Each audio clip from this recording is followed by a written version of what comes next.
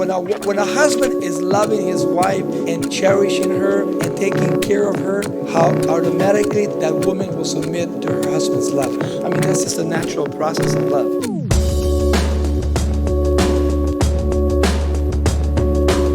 And yet, I find it very interesting that there's a lot of husbands that really do not love their wives.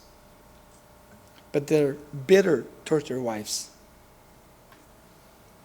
And it's really sad because you can always tell when somebody's bitter against their wife or their mate. It's amazing how this whole thing just falls into context, you know. I don't know what Peter was thinking about, but I think he was thinking what Paul was thinking about marriage.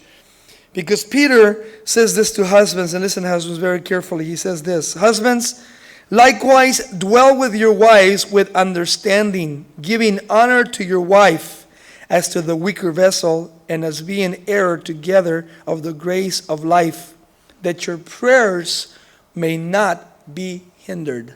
If you husbands are not understanding with your wives, then the Bible says that your prayers will not be heard by God.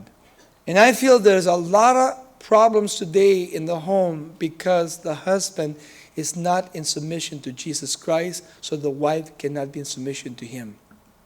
And the reason is because the husband is not loving his wife even as Christ loved the church and gave himself for it. And that's a great difficulty today. Notice what Paul says to the men, verse 25. He says, husbands, submit to your wives.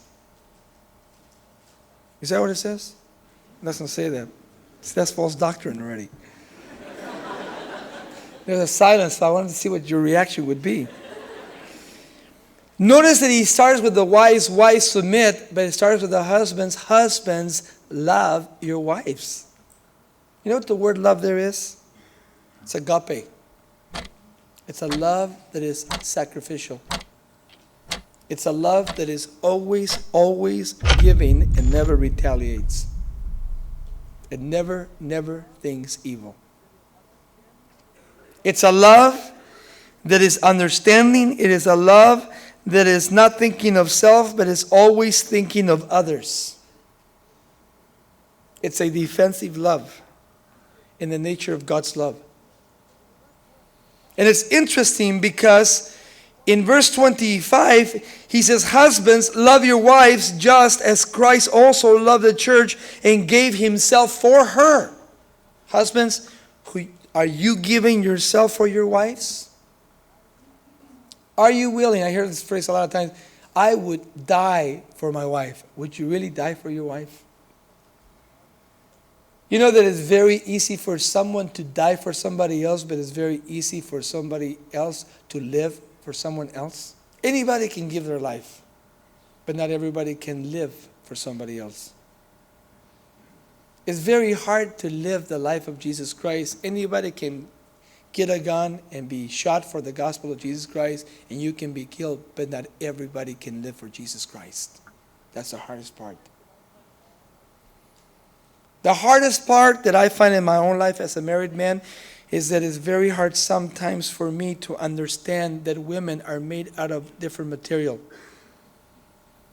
They have different feelings. It's real hard for me.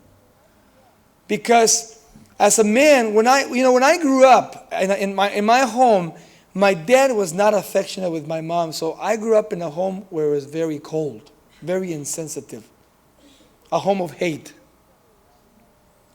And so for me, it has been very tough these last 19 years to really learn every day on how to be sensitive to my wife's needs. And it's hard. But you know, it doesn't take too much to really please your wife. It doesn't really take that much. There have been times where just picking up the phone and making a phone call and just calling home has made my wife's whole day. But there's been other times where I haven't picked up the phone or done anything, and I get home and she is totally bummed because I haven't been sensitive to her needs.